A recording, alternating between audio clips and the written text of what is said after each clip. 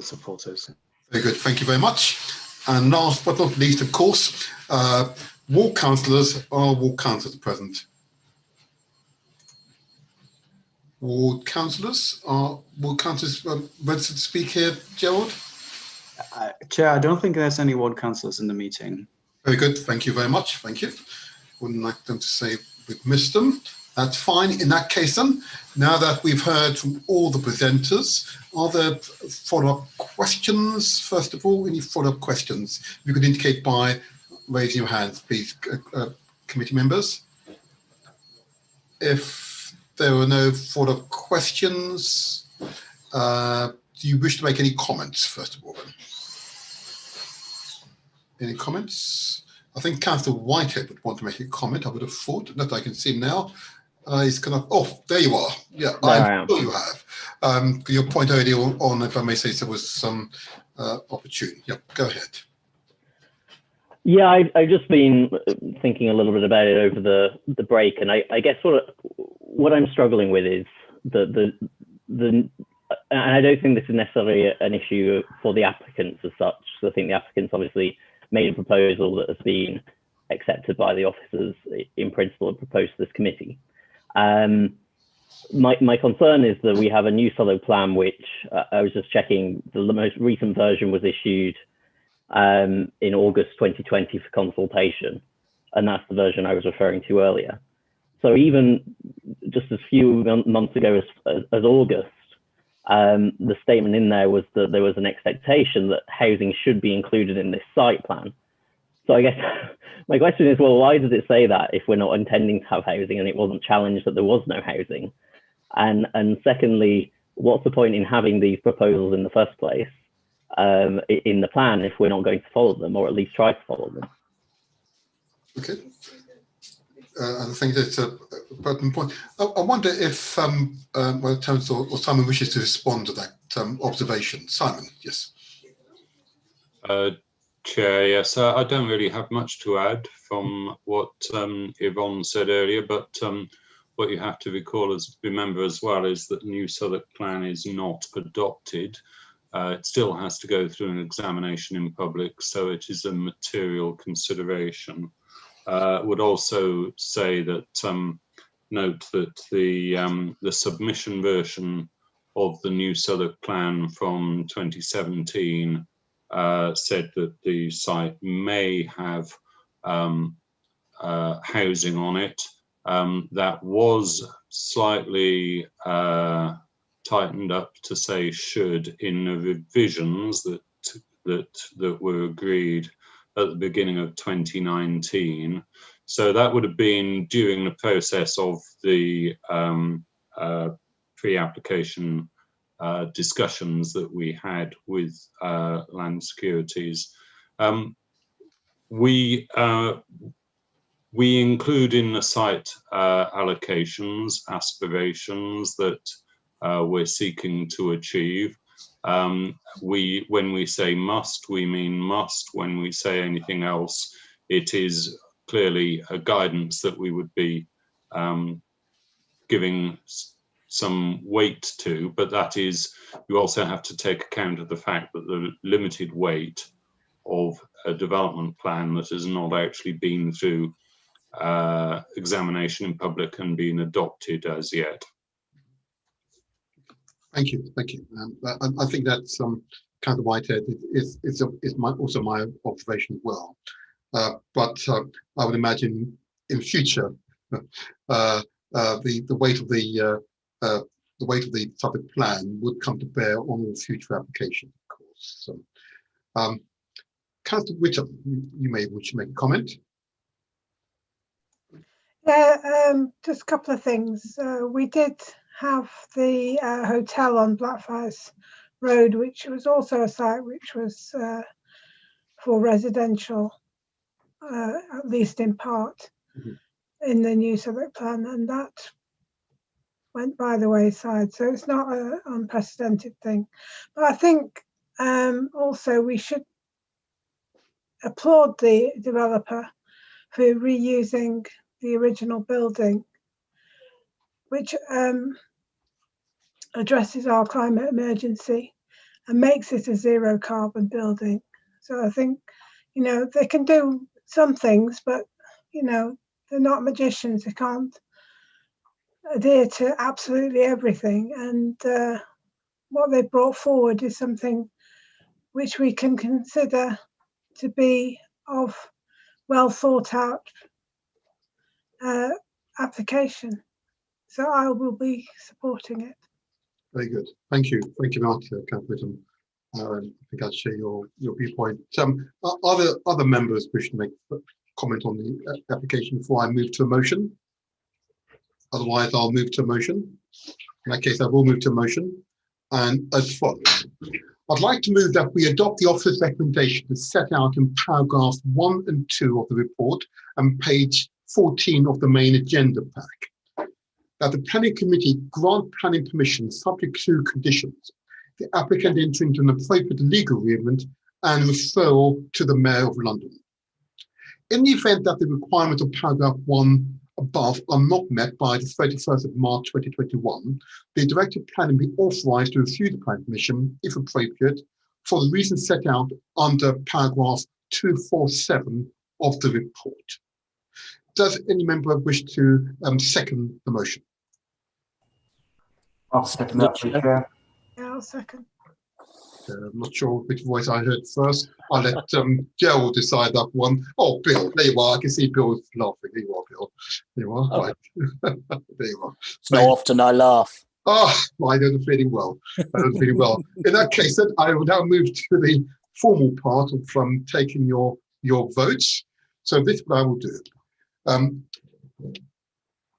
I will now move to the vote. I'll call the voting members of the committee by name and ask them to confirm whether they vote in favour or against this motion or wish to abstain. I now begin with the Vice Chair, Councillor Morell. Are you for or against abstain the motion? Thank you, Chair. I'm for. Very good, thank you. Councillor Livingstone, for, against or abstain the motion? For, Chair. Thank you very much. Councillor O'Brien, for, against or abstain the motion? For, Chair. Thank you very much. Councillor Stone, for, against or abstain the motion? For, Chair. Very good. Councillor Whitehead, for, against or abstain the motion? Abstain, Chair. Thank you very much. Councillor Whittam, for, against or abstain the motion? For, Chair. Thank you. Councillor Williams, for, against or abstain the motion? For, Chair. And indeed, I'm Councillor Martin Seaton, and I'm for the motion.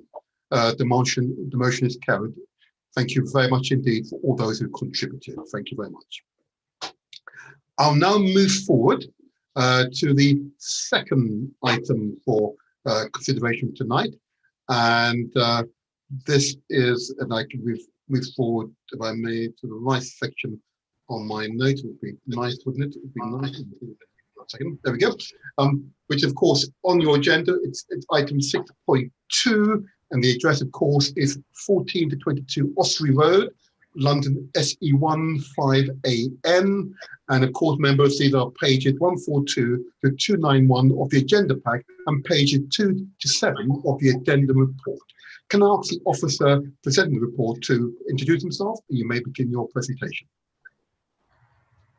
Hi, Chair. My name is Troy Davies, and I'm the case officer for the item number 6.2 for the redevelopment of the site at Sorry, Troy, you're 22 Ossory Road. So forgive me, Troy, your connection is not very good. If you were able to strengthen that. Can you hear me now? Yeah, you're on the border of becoming a robotic sounding voice at the moment, but okay, we'll endeavour. We'll proceed anyway. Let's see what happens. Okay. It says I've got a good connection, so I'm not sure what is going on. You might want to take off your video, I'm told. That sometimes helps. Yeah, continue. Yeah. All right, can you hear me now? Oh, much better, much better. Oh, that's brilliant then. Okay, I'll share my screen. Oh, sorry, do the introduction again. I'm Troy Davies. I'm the case officer for the item number 6.2 for the redevelopment of the site at Ossory Road. Yep, thank you. Okay, are you going to show your screen? Are you able to see that? I can. Yes, we can. Okay, so as mentioned before, the site is on Ossory Road and it's for the redevelopment to provide light industrial uses at basement ground floor and first floor with residential uses above, with a maximum height of 43.2 metres. The existing site is the Hireman, which is a tool and equipment hire company. It's located on the western side of Ossory Road, just south of the junction with Old Kent Road, here in the picture on the left. It's within the Old Kent Road opportunity area and is on the western boundary of site allocation OKR 10. To the right here is some photos of the existing site. As you can see, warehouse style for the tool and equipment hire company. This slide demonstrates the photos of around the site.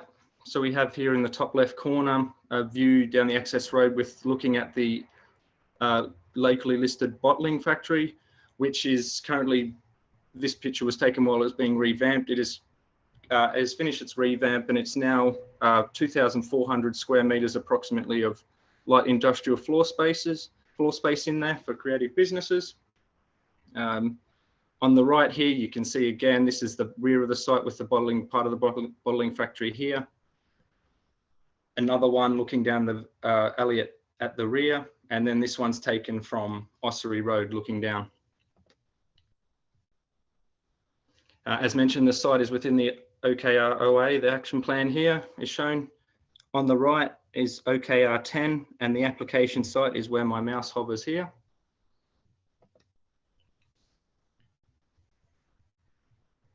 The typology of OKR 10 advocates for light industrial use at the ground floor level, which at the lower levels, which is application proposes. Therefore, compliance with the typology outlined in the Old Kent Road AAP. This is a view of the proposed scheme. This is from, on the left here, this is from south of the site, and on the right is from the north of the site, looking down from Old Kent Road junction. The proposed scheme offers 71 residential units comprising of 35.38% affordable housing. When this is broken down, this is a 25.64% for social aspect and 9.74 for the intermediate aspect. In total, there will be 21 affordable homes and 50 private homes within the development. Tenure distribution, as you can see here, the light industrial at the lower levels with social rent at second and third level, with the intermediate shared with the private on the fourth level, and then private above. The proposed basement floor, this shows here that there is an uplift on B1C floor space here in this bottom corner, and it'll be better viewed on the next slide, but there is double height spaces to attract a variety of businesses to this space. Hence its flexible floor space that can provide different types, facilitate different types of light industrial use. 10% affordable workspace is to be secured through the Section 106 agreement, and the site will provide an uplift of 17 jobs on the previous existing capacity. As mentioned before, there is double height spaces here, and this slide better demonstrates that. As you can see here on the southern end of the site and the northern end of the site, the compatibilities show it demonstrates the flexibility that can be provided within the site for the industrial aspect.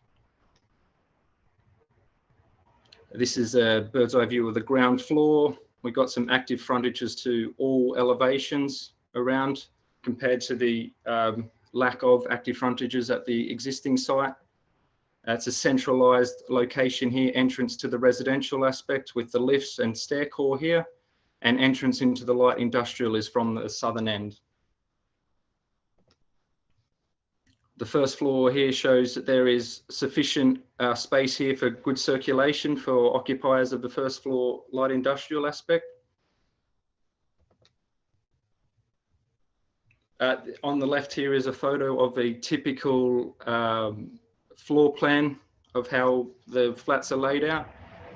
52% are either dual or triple aspect, and this is also for, the 3 and 4 bedroom units are all dual aspect and form part of the social provision as well. There's no single facing aspect to the north These are all dual aspect along here, and all flats achieve the minimum floor standards. Onto the building height. Members, you may know from the previously refused scheme next door at the October committee, the pocket home scheme. During pre-application negotiations, the height has been clarified to be 11 stories maximum. There will be no more height than that. We feel that this best represents the mediation between, so I'll just get my mouse here. On the left here, the Glengall Road residents, a slow rise up to Ossory Road here, and then obviously in the centre of OKR 10 with the Malt Street, Cantium and Livesey developments. We feel that the height here sufficiently mediates that transition from the residential aspect to the centre of OKR 10. Design and materiality of the scheme. The two main components in the design is a light buff brick and a brown brick. As you can see, the brown brick here and the light buff. Amenity provision. So here we have a bird's eye view again. On the left here is showing from the southwest this is taken. So the 10th floor here where my mouse is communal amenity space. And then on the 11th floor here, this section outlined here is also for communal amenity. And obviously on the right here is a table showing a 122 square meter shortfall in private amenity. Combined with the communal amenity and the shortfall from private amenity space, the development should require at least 172 square meters of communal amenity. The development exceeds that and provides 262 square meters, therefore a 90 square meter over provision of communal amenity space for future occupiers. The site is in the OKR AAP is not identified to provide public open space, and therefore a off-site payment has been secured through the Section 106 agreement to fund improvements to existing parks and spaces within the AAP area. Again, we're moving on to children's play space. This is a bird's eye view of the roof terrace here at the 11th floor. As you can see down here when my mouse comes back, this is the communal amenity I mentioned before. Here we have a play space area for ages 12 to 17. To the northeast corner is play space for ages 5 to 11. And on the west here is play spaces for the toddler play space and for ages up to 4 years. On the right, the table demonstrates that for up to 12 years old, there should be 162 square meters provided. This scheme provides 215. And for the over 12s, there should be 51 square meters provided, and it provides 69 square meters. Again, this is a significant over provision from the minimum requirement. Distance to neighbouring properties. During the public consultation process, there was 40 objection comments received. These were mainly from the Glengall Road occupiers, and the main reasons brought up for objection was the height, owing to a loss of natural daylight and sunlight to rear windows and to garden amenity space. This slide demonstrates that there is a minimum 49 metre distance to the rear gardens of Glengall Road behind the locally listed bottling factory, and 74 metres to 75 metres to the rear elevations of each house. The following slides demonstrate the transient shadow path from March, June and December. Here we have the morning of March 21st. The first column here on the left shows the existing, and the second one here shows in the purple color here with the massing of the high end scheme. As you can see, by 9 o'clock in the existing scenario, most of the sun has penetrated above the existing building. And then as we look across at the proposed, this arrangement is retained during with the massing of the scheme at hand here. This continues, and as the sun goes to the south of the site and around, and the shadow cast from the west over here, The shadow then comes over the top of the Asda Superstore to the east of the site. This slide shows the summer equinox, and then again it's the existing in the first column here, and then proposed in the second column. Again, by 8 o'clock here, the sun in the existing scenario has risen above the Hyman warehouse, and in the proposed scenario, it has gone above the proposed development and has penetrated there, with all residents being able to achieve daylight and sunlight amenity all the way through to the afternoon hours as the sun comes across and starts to set in the west. As you can see here, there's just sunlight all through the afternoon hours as well. On December 21st, we have the lowest amount of sunlight during the year. This is again the same scenario. First column, the existing site. Second column, the proposed site. By 11 o'clock, all the sun has gone over in both scenarios, and therefore, as the sun comes across to the west, the existing pattern is retained in both scenarios as well as the sun sets in the west. Members are notified that the daylight and sunlight assessment, before I move on to the conservation area, the daylight and sunlight assessment indicated that there would be a minor loss of light to two first floor flats at Portway House. These windows went under the 0.8 times their former value. Now moving on to the impact on the conservation area. On the left here is the revised Glengall Road conservation area outline. It used to end at the rear elevation, the rear boundary line of the Glengall Road residence. It's recently been extended to include the bottling factory.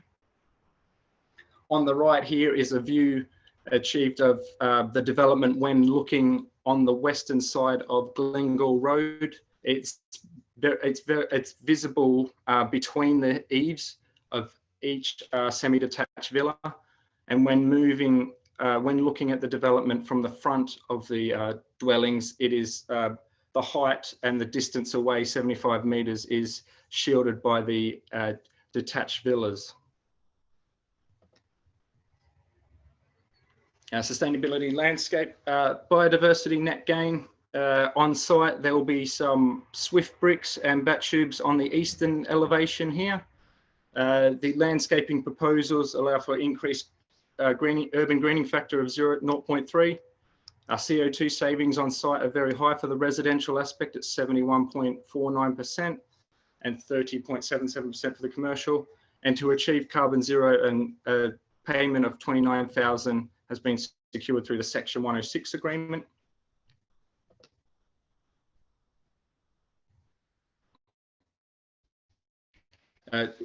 Looking here, bird's eye view, again, this is for transport and public realm improvement. As mentioned previously, there is active frontages created to all parts of the development, significantly enhancing the frontages to Ossory Road and the access road, which is currently not available. There's 2 blue badge parking spaces here at the north of the site, and then there's visitor cycle parking here, as well as cycle parking for the light industrial spaces provided at ground floor, with the basement providing cycle parking for the residential aspect of the scheme.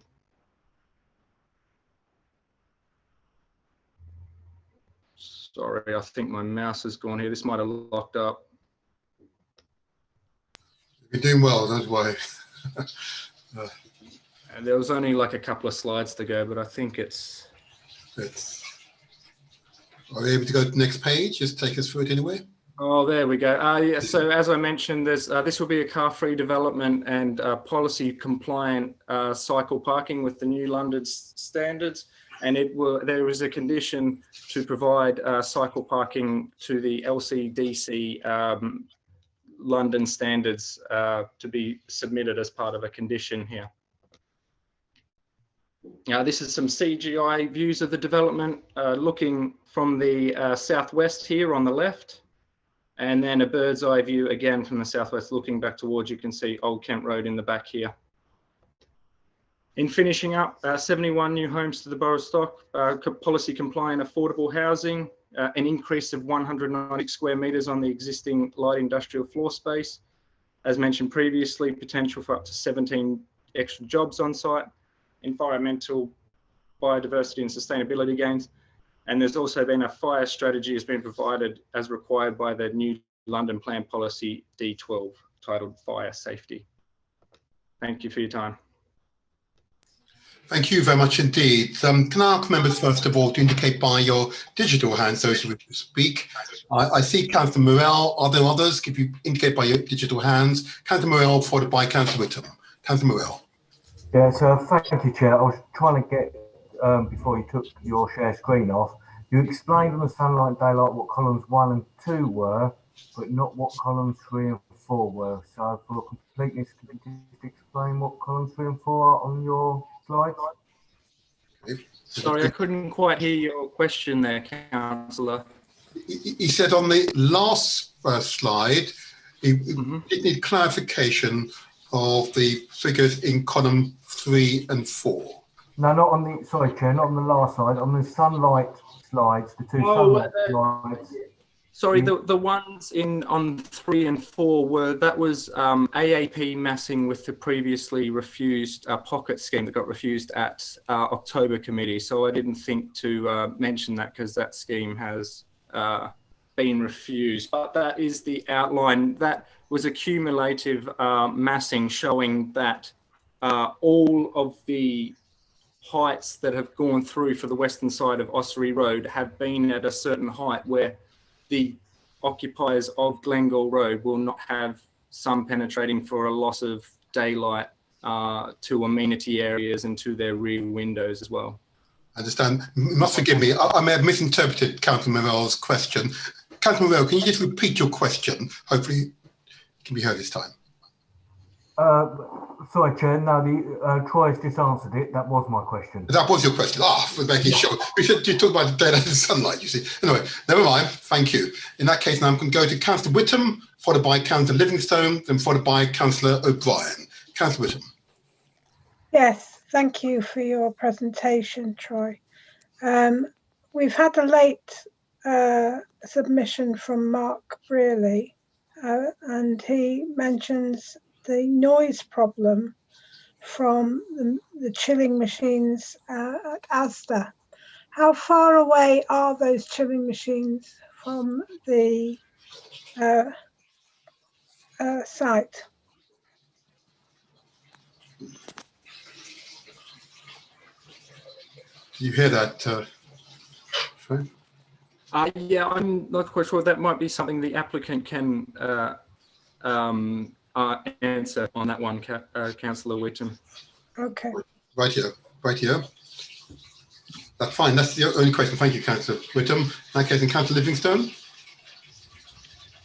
Thank you, Chair. Yeah, I've got two questions. The first one is following on from the point that Councillor Whittam made. The representation made by Mark Brearley talked about how sufficient the industrial space was and whether the space that's provided was suitable and flexible enough for different industrial uses. So I just wanted to hear officers' views on that. The second question was quite often when we have these presentations and there's things about conservation mentioned, we would get to have a look at what the views look like in terms of the impact on the Glengall Road conservation area. I note that that's in the main report, but I was just interested why that didn't form part of the presentation. So those are two questions. To answer your first question, there's, I think it was slide 5 or 6 showed the section through of the flexible floor spaces showing double height spaces for basement and ground floor, as well as some ground floor space just over a single story. We think that the way that it's been set out, it helps make the scheme more flexible to encourage a variety of different creative businesses to come in. I know the applicants have been in discussions with Hotel Elephant as part of the affordable workspace offer. To answer your second point, there was a CGI image on the right-hand side of the conservation area side. Would you like me to bring that one back up again? I know that my mouse was playing up and everything. Yes, so no, if you could, that'd be very helpful, just so that we can understand that issue. No worries, I'll share again. 1 second, I'll get the slide ready.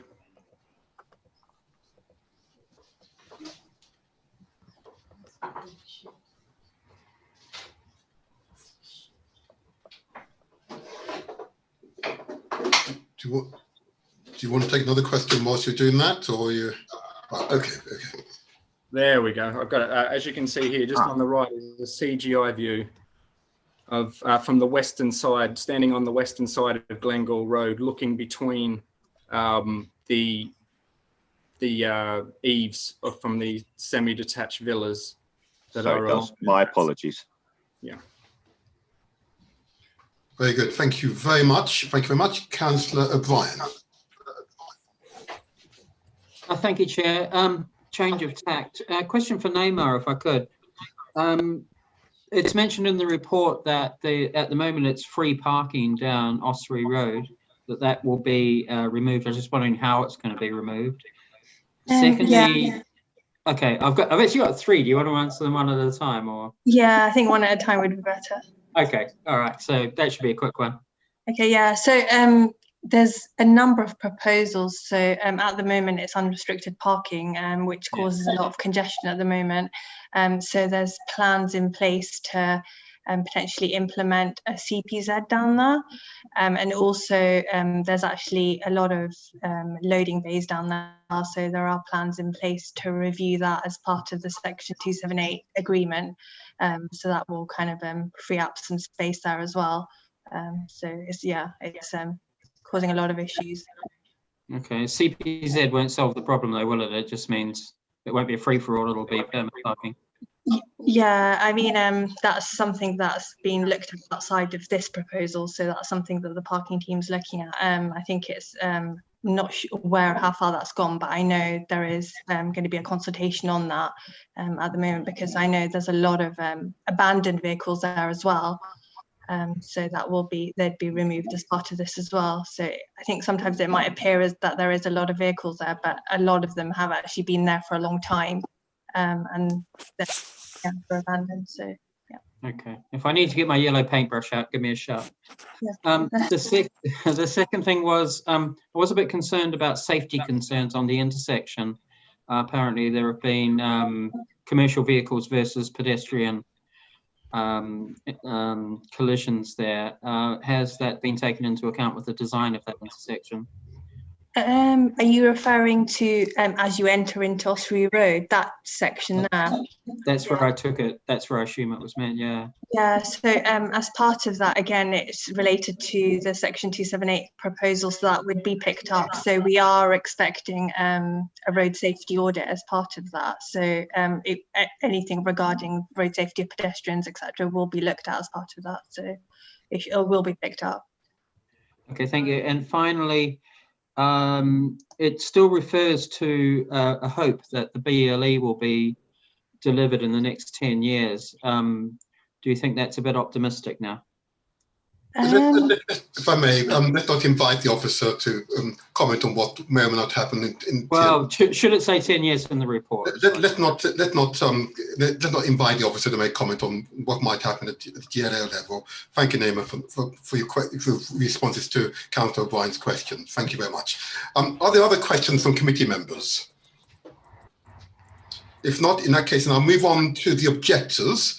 And if I just say, first of all, that this meeting is being live streamed and a recording will be available on the Council's YouTube channel. So objectors may choose to switch off your camera and address the meeting with audio only. When introducing yourself, please only give your first name and the block or street that you live in, not the exact address. Now, the registered address objector I've got noted here is a Dr. Warren. Is Dr. Warren in the meeting? Dr. Warren. Dr. Warren? Yeah, can you hear me waving? And You can. There you are. Unfortunately, wave doesn't help me here, but I can hear you. There you are. That's very good. That's very good. Yeah. And if I may, Dr. Warren, what I'm going to do, I'm going to ask you in a moment just to formally confirm who you are and just broadly speaking where you live, okay? And once you've done that, I'm going to say to you, you may begin your presentation. You'll have 3 minutes to make your presentation, and at 30 seconds, I'll indicate you have 30 seconds remaining, okay? Is that all right? Ready to go? Indeed. Please would you introduce yourself first of all? Yes, hello. My name is Peter Warren, and I live in Glengall Road, and I'm representing myself and the other members who share the street. And thank you for the opportunity to speak to the committee. Our objection is that the proposed... Begin your objection now. Begin your objection now. The clock is now started. Thank you. Our objection is that the proposed 10 to 11 story building at 14 to 22 Ossory Road is too tall for such a historically and visually sensitive location, so closely overlooking the Glengall Road Conservation Area. I have submitted a photo montage in the addenda, which may be available to the members. Our concern is that it doesn't consider the impact on the skyline, and it's not necessarily of exemplary design, although that's for the members to judge. My main contention is that the townscape visual impact assessment, which has been submitted, grossly misrepresents what the actual building will look like from the mid of Glengall Road, which is why I've created a photo montage, so that the opinions expressed by the company about the proposals being largely negligible are negligible opinions. They're not valid. The residents are very concerned also about the impact on outlook, shading, and dramatic reduction of privacy. I can give more information because I'm not persuaded by the presentation Troy did on the diagrams. The wording of policy 8 of the AAP states that there should be an appropriate transition in height, and a leap from 2 stories to 11 stories is a giant leap, but not for mankind. The residents are also outraged that there's been some misrepresentation of their opinions, and I note that there are 41 objections on the documents, and not a single supporting statement. So bearing all that in mind, the residents request that the proposal is reduced to a maximum height of 6 stories. Thank you very much for your courteous hearing. I don't know how many seconds I have left. You have 43, but your presentation was extremely well detailed. Thank you to Dr. Warren. Thank you. Well, in that case, as I have a little bit, then okay, go ahead. The slide number 34 misrepresents the effect of shadowing from December through to March, and slide 37 misrepresents the visual effects from Mid Glengall Road, and another slide, I think number 30 or 29, misrepresents how steep the visual line is, the one portraying 2 to 10 Ossory Road. There is not a smooth transition from the street up to including Malt Street. Malt Street does not... The time is up now. The time is up now. But thank you very much, and level of detail is impressive. Thank you. Thank you. Turn off my contraption. I see, member could indicate using the digital hand. I see Councillor Whittam at this stage. Councillor Whittam. Yeah, thank you very much for your presentation, Mr. Warren. We haven't seen your montage. So just wondering whether we can. Yes, can I just double check with Gerald and Co if it was received on time? I can butt in here, sorry. It was received late on Monday afternoon, and one of the slides did go in, but the other 2 had private information on there. So there was the time for redaction I can provide it now if we can go into a closed thing, but there was no time for redaction because the comment was late. So if we want to see it, it will have to go behind closed doors. It's unfortunate that it wasn't brought to my attention earlier. First of all, just make sure what is actually in the addendum that refers to Dr. Warren's presentation. First of all, let's address that first of all. I'm just going to bring it shows a look from the set showing where on the left of the photo is the Glengall residence, and on the right is the scheme. There is the proposed scheme. Tries to demonstrate the height factor. Can I just say, we have to abide by the. Sorry, Colin, could you introduce yourself for the meeting purposes? Yes. Sorry. So Colin Wilson, Head of Regeneration for Old Kent Road. We're bound by data sharing protection legislation, but Dr. Warren isn't. So if Dr. Warren wants to share his image with the committee, that's Dr. Warren's choice. Am I still on mic?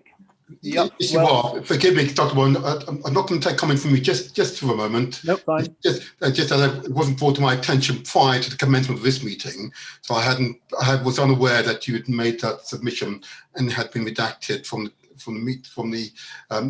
the notes. I'm not sure if I can ask Colin and Simon what information it contains that cannot be put in the public domain. I'm not sorry, Colin. I'm not quite sure what is so confidential about it. It's the applicant's email address is clear on there. So it's there's been photograph that's gone around via email, and it's got Mr. Warren's email details there. Is that it? Yeah, that is it. That's it. Oh. Well, it's unfortunate it was not brought to my attention prior to the commencement of the meeting. I'm sure if Dr. Warren had been contacted, we could have resolved the matter quickly. We would need Dr. Warren's permission, therefore, to display your email address. Is your email address quoted, Dr. Warren, a private email address? Yes, it is. But the other photograph I submitted didn't have any personal information on it. Oh. Is that the one taken from the south, which I took added into the addendum? Which is what we're looking at now, right? Yeah, but the one in the report. But there's also the photograph taken from the west. Let me have a look. Sorry, can we just take a minute just to see if I have that in my email?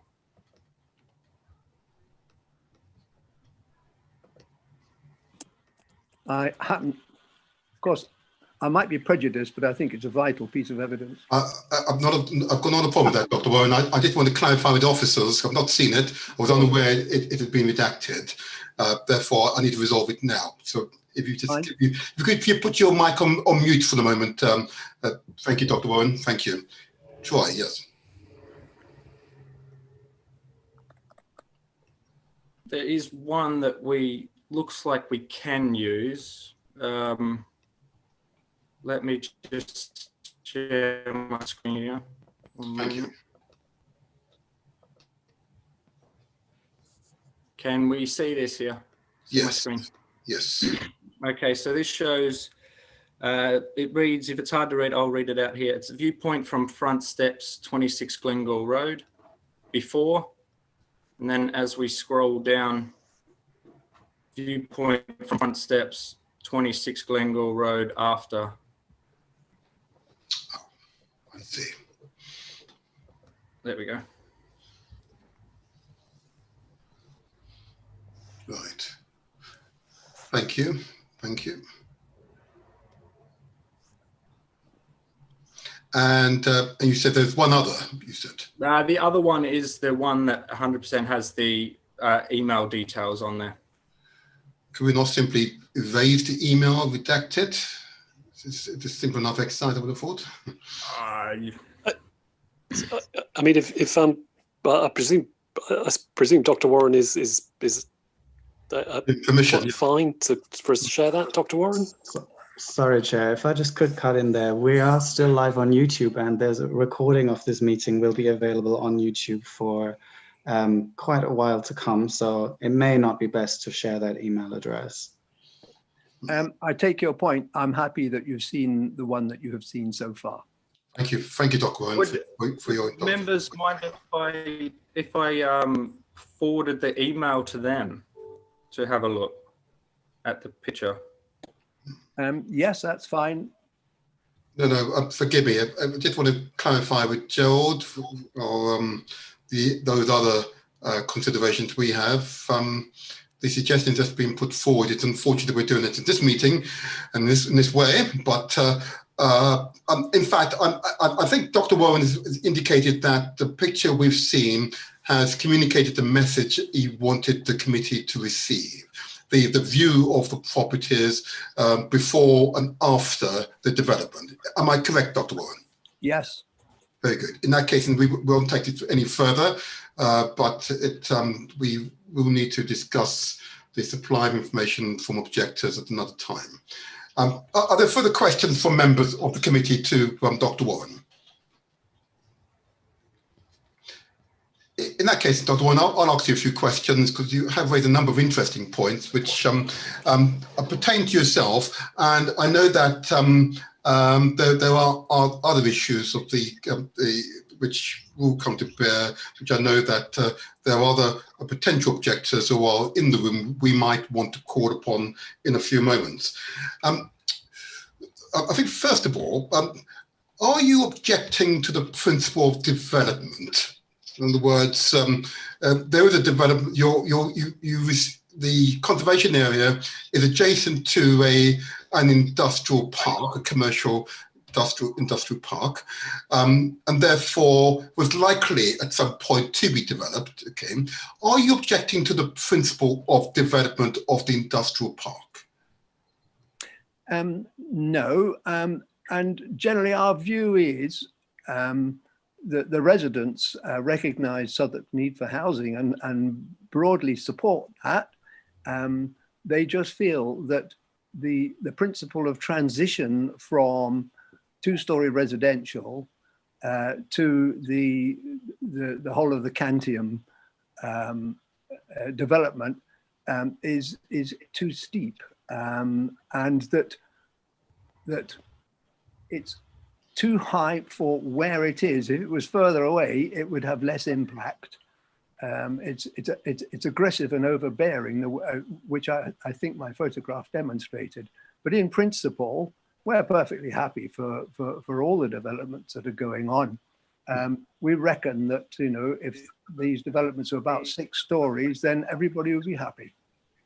Okay, and did you and your another residents contribute to the consultation on the Old Kent Road Area Action Plan?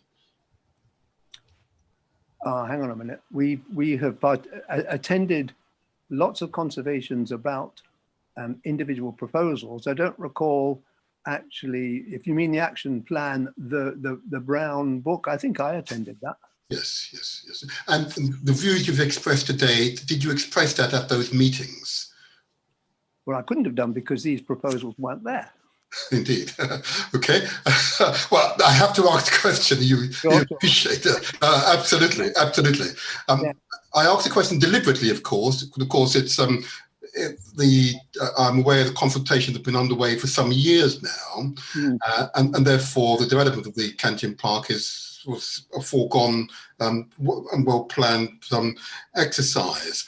And whilst I may have some sympathy with you in terms of the step change, this is really a marker for other residents who might be listening to our proceedings, that the importance of participation in those consultation exercises, and what therefore potentially could have happened is that we looked at the gradient rise of these buildings from the boundaries of your conservation area. But I simply making an observation for you. You've contested the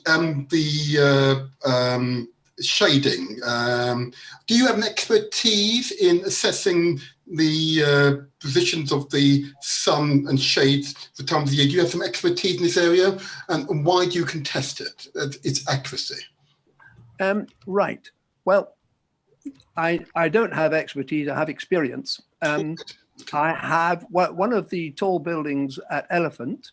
I've managed to photograph the outline of that building on the Imperial War Museum. That's about a 500-meter September shot at 9 o'clock in the morning. And that is I can't remember, it's about 45 meters high. So what I'm aware of is that for the first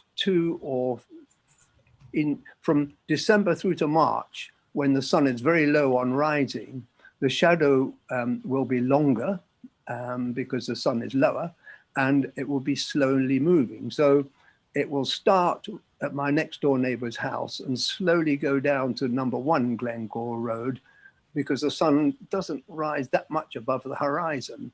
And I think that's not accurately kind of demonstrated. I know that the equinoxes of spring and autumn are what planning departments customarily take as their read-off date. But that doesn't actually tell people what happens between the autumn equinox through until the spring equinox, when the sun is low on the horizon. No, it's an interesting thought. It's again, this is an example where earlier feedback we could have interrogated. We might ask Troy or the applicants to make comment on what you've just said. It's that would be quite interesting. And my last question to you: Do you have contact with the business owners in the Cantian Park, and have you previously discussed what the development might look like in the future? Yeah, I've attended several presentations. I didn't go to the Ruby Street one, I missed it, but the Civic Centre I went to, where B&Q, I went to that one. The Barclays, I went to theirs. Nye Wharf, I went to theirs. Glencoe Road, I went to theirs. I think I've informed myself, and I've been able to talk to the architects of these things as well. Okay, all right. Thank you. Thank you very much for responding to my questions. Are there further questions from the committee in that case? If not, thank you, Dr. Warren, for your quite astute observations, if I may say so. Thank you very much. And thank you very much for your listening and courteous listening from the members of the committee. Thank you. Pleasure. Thank you very much indeed. Good evening to you. I'll now move on, if I may, to the applicant or the agent of the applicant. I believe it's in Max Plotnick. Oh, it's a good try, Max Plotnick. That's much too obvious, you see. So I assume had a variation there. Thank you. Thank you. And I believe you will be speaking yourself, and yourself. Yep. You'll be. I'm speaking, and I've got Alex Wythe from Allen Camp Architects here as well. I've prepared an address, but I wondered whether it's worth picking up some of these comments first. But does that count into the 3 minutes? Or? It does. I'll ensure we'll ask the relevant questions so you can pick up those comments. Okay. Fine. So can I, just for formality, ask you to introduce yourself, confirm the organisation you belong to, and once you've done that, I'll indicate you can now begin your presentation. You have 3 minutes to make your presentation. I'll indicate 30 seconds remaining. So please introduce yourself. Thank you, Chair. Good evening to the members here this evening. My name is Max Plotnick. I'm a planning director at Maddox Planning, and we are the agents leading on the submission of this planning application for Ossory Road LLP, who are the applicants. Thank you very much. You may now begin your presentation. 3 minutes. The case officer has taken you through the details of the proposals before, so I would just like to follow up with a quick summary. Extensive pre-application engagement has taken place for this scheme with officers at the council, the GLA, local ward councillors, Hotel Elephant, the vital Old Kent Road Business Association and local residents. and these discussions have informed the evolution of this scheme. Changes have been made in response to the feedback, and these have included a reduction in height from 16 down to a Part 10, Part 11 storey development, reconfiguration of the ground floor industrial space to maximise its usable floor area, the provision of 10% affordable workspace for local startups and SMEs, a greater proportion of family size units allocated for social rent, and crucially large 4-bed units that were specifically requested by ward councillors, an increase in PLAYSPACE provision for the elder age group of children of 12 years and older. The proposal before you this evening has been designed to meet all of the key aims of the Emerging Area Action Plan and the local plan. Looking at the benefits of this scheme, the scheme proposes an uplift in light industrial floor space, which will contribute towards a vibrant local economy. It will deliver 35% affordable housing, 25% of which will be for social rent, including the 4-bed apartments. The private and communal amenity space is also delivered in line, actually exceeds policy requirements, ensuring that residents can enjoy a high quality residential environment. In designing the scheme, we've also sought to ensure that development is respectful to site neighbours. Indeed, the distance between the building and the properties on Glengall Road is sufficient, such that there will be no issues with overlooking, and the proposal has also been found to be BRE daylight and sunlight compliant. The architectural design proposed is of an exemplary standard and is supported by your officers. We believe this scheme will set the bar for the future developments along Ossory Road. Overall, we feel the applicant team has worked constructively and positively to put forward a policy compliant scheme, which will revitalise this part of the Old Kent Road opportunity area and offer significant benefits for local residents. And we hope that you will agree. Thank you very much. Thank you very much. And you had 30 seconds remaining, but that's absolutely fine. I'll pause my clock. I see two members wishing to ask a question. Councillor Morell, followed by Councillor Whittam. Councillor Morell. Yes, thank you, Chair. I just want to ask a question about the light industrial use or the creative use, as the officers have put it as well. Just wondering, who do you envisage using this space, and did you have any expertise or ask for any expertise in being able to design this space so it is suitable for light industrial use, which is within the area? Yeah, sure. It's a fair question. This came up in pre-app actually, and discussions with the GLA following the stage 1 response. And what we're trying to do with this scheme is strike an appropriate balance between making sure that it does deliver decent commercial space that's usable, ensuring the heights of the buildings weren't, leading to undue impacts on neighbours and are in conformity with the AAP. But following some comments from the GLA about the floor to ceiling heights in particular, we engaged with the firm of agents called Calmars, and Calmars wrote a report which does form part of the application documents. They sort of said in their report that they felt the space would be suitable for studio and light industrial uses such as technology, media and telecommunications, food production, studios, craft businesses, craft breweries, small business centres, the latter of which would divide the space up. And for many of these occupiers, the difference between a 3-metre high ceiling and a 4.5 metre high ceiling is not a problem. Many of the occupiers they spoke to about this site, and that includes Hotel Elephant, which is an affordable workspace provider operating in Southwark.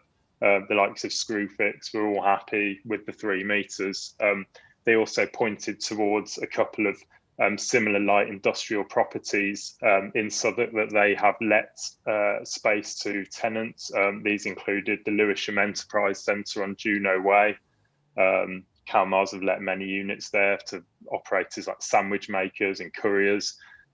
Tower Workshops on Riley Road, that's owned and run by Southwark Council, and that's got high occupancy level of 50 units. And again, many have the floor to ceiling heights proposed that we've got here. So we are absolutely confident that this space will meet market demand. will add to the mix of different types of commercial space coming forward in the Old Kent Road area. It's not a massive space in the context of what's going on in the area. It might only be one or two tenants. We are absolutely confident that this space is good quality and fit for purpose and will meet, some of the market demand in the area. Thank you. Hope that answers your question. Yes, I believe so. Councillor Whittam. Yes, I don't know if you heard my question earlier about the ASDA chiller units. How far away are they from the site, and do you envisage them being of nuisance value? I did hear your question, Councillor Whittam. The ASDA chiller units are about 50 metres to the south, I believe. They were taken account of in our noise assessment that was submitted with the application. The noise report concluded that the building envelope would need to provide sufficient sound insulation such that satisfactory noise levels would be adhered to inside the building, and that would be controlled through conditions. It's also important to point out that the residential actually starts on the second floor, so not only is there a 50-metre distance from the chillers, it's a longer distance than that because of the height change from the chillers to the residential. So that's all taken account of. The background noise levels in the area are, the chillers were identified, but so was the traffic along the Old Kent Road. There's a mix of noise operating in the area, and perhaps in the future, I know ASDA is part of an allocation in the AAP, it might not be there in 10 years. So we've taken account of it. We feel that the conditions are suitably worded to control the noise levels inside the building and ensure future occupiers aren't impacted by the ASDA chillers. Okay, thank you. No problem. Thank you very much. I think there was a few other pointers. The point raised by one of the objector, in respect of the height and, of course, the effect of shading at particular times of year. Do you wish to make any comments on what Dr. Warren made? Obviously, the height of the building is in conformity with the AAP and the emerging AAP for the height along Ossory Road. I hadn't obviously had a chance to study that image that was put up, but obviously the images that we've included in our design and access statement and in the townscape and visual impact assessment are based on accurate computerized modelling carried out by experts. And I think the image that was shown before was a bit misleading because it was just an elevation. We've sent an image to Troy on email, which is from the model of that view. So I don't know whether Troy can get that up on screen. It's not completely necessary. We are confident that the 75-metre transition, a 75-metre distance between Glengall Road and development site is actually quite a generous distance in the context of an urban environment like this. The daylight sunlight was compliant. The overshadowing analysis is again based on accurate computer modelling. I can't really defend the point that it's not accurate because as far as we're aware, it's carried out by a company that specialises in creating these models. Fine, that's fine. Thank you for your response. Members, I can share that image if you would like to see the computer generated image. Yes, if you would, yes. Just sharing screen now.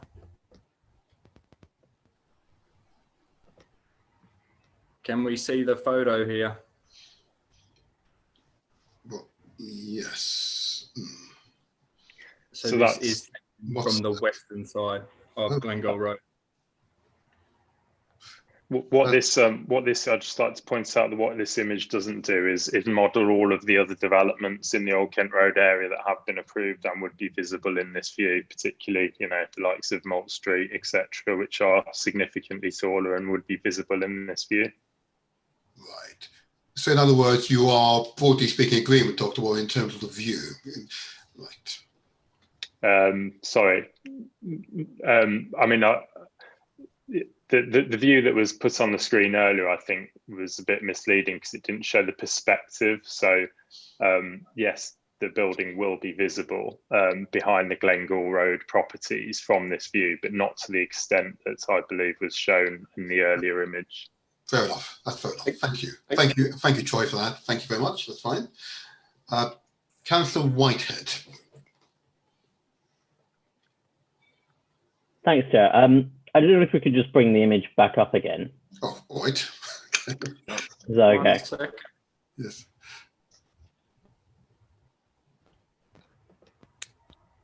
Is that back for everyone? Yes. So I think Dr. Warren showed a building which was obviously protruding quite significantly over the street level, the two-story properties here. Now, this seems to be different, but it's also taken from a different perspective. I'm trying to imagine how you would come across this perspective in practice, and it looks like your eyes would need to be quite low to the ground for this to actually look as it does. I just wanted to clarify what angle this is being taken from, because I get that if you were a small creature on the ground, it may look like this, but I'm not sure a human would necessarily see it from this perspective. I'm going to invite my colleague Alex Y from Allen Camp, who is the image master, to explain that. Please, Alex. Hello. Yes, I'm the architect from Allen Camp Architects. Yeah, this view is taken from 1500 mil high, which is your average eye level. So it's taken at eye level, so from the street, from the other side of the road. I think it may be, I don't know, they've got raised kind of steps up to the fronts of the houses. So I don't know if that's kind of thrown your eye view off. If it was taken actually from a lower level, you might even see less of the building. Okay. Can I just come in there as well, Councillor Seaton? Of course, of course. Yeah, and obviously it's something that myself and Troy would have checked back on as well. So one of the things that we looked at, and we did a similar exercise with the pocket home scheme, which you wanted, which you refused.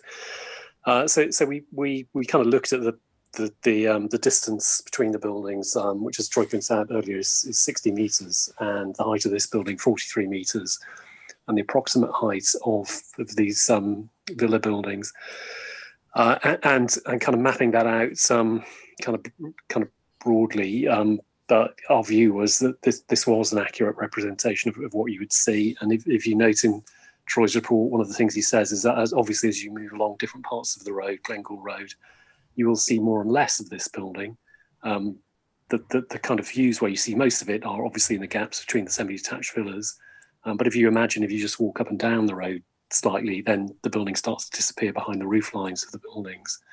And this was one of the reasons why we spent a lot of time with the applicants, who I have to say was not very keen on reducing the height of the building, but did agree to that once we'd explained the conversations that we'd had with the local community about their concerns. And I know it's not met all of Dr. Wright's concerns or his neighbours' concerns, but we felt this was a reasonable position to get to in terms of the impact on both outlet community and also the character of the listed buildings and the character of the conservation area. Thank you, Colin, and thank you, Troy, for the slide. But thank you. I think we can move on from this particular question. Councillor Whitehead, I think we're satisfied. In that case, then, I wish to thank the presenters for responding to committee's questions. The time is currently 8:45. I propose to take